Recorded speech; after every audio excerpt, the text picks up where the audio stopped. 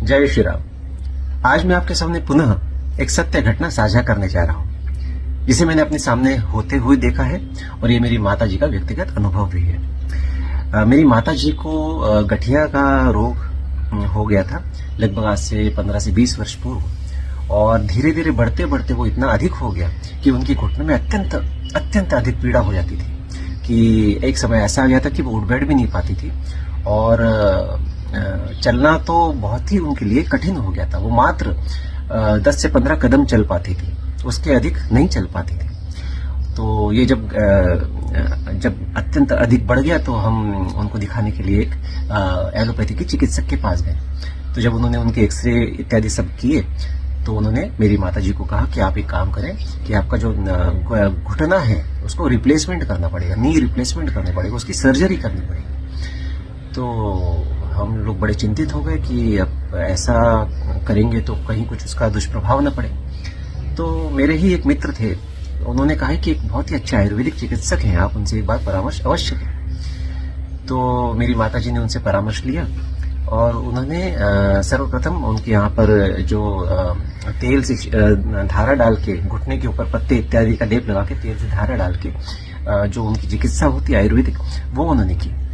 तो वो की और उससे उनका काफी लाभ हो गया। जो बहुत ही अधिक पीड़ा थी वो थोड़ी कम हो गई। और वो जो आयुर्वेदिक चिकित्सक थे उन्होंने अत्यंत सुंदर एक आयुर्वेदिक सूत्र बताया। तो वो इस प्रकार से था कि जो छाछ होती है, छाछ जो हम लोग जब मक्खन निकालते हैं दही से, तो उसके बाद जो बच जाती है छाछ, या फिर यदि आपकी वैसी वाली छाछ ना हो तो दही के संभाग जो है जल मिलाकर जो छाछ बनाई जाती है अच्छे से मथ कर, तो वो जो छाछ है उन्होंने उनको नित्य सेवन करने को बोला। लेकिन उसकी विधि क्या है, वो इस प्रकार से है कि जो छाछ है उसमें गुनगुना पानी डालिए। मतलब छाछ जो है वो ठंडी नहीं होनी चाहिए तापमान में, वो हल्की सी गर्म होनी चाहिए।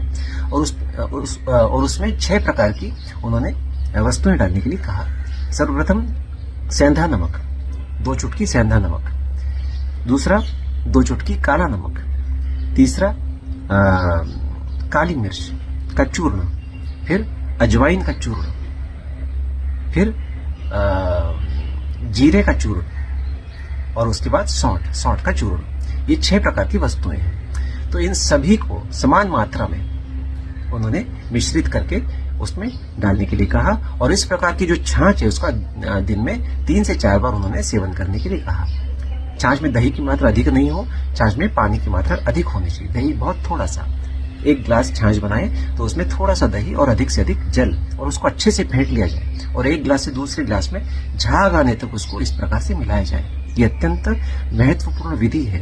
ये मिलाना जो है वो बहुत आवश्यक है उसके लिए। तो ये इस प्रकार से जो बनाई गई छाछ और इन 6 वस्तुओं को डालकर जो बनाई गई छाछ उन्होंने नित्य सेवन शुरू कर दिया।